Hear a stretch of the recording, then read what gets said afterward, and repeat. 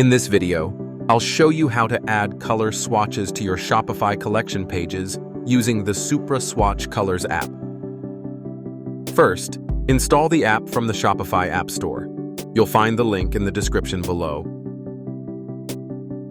Once installed, open the app and set up your swatches. You can choose solid colors or upload images for each swatch. The app works with both color variants and separate product pages.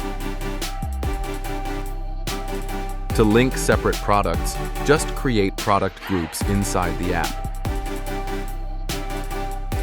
Next, go to the Settings tab.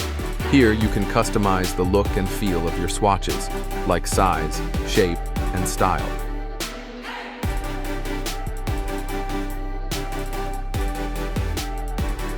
To show swatches on collection pages, scroll to the Collection Page section and turn it on.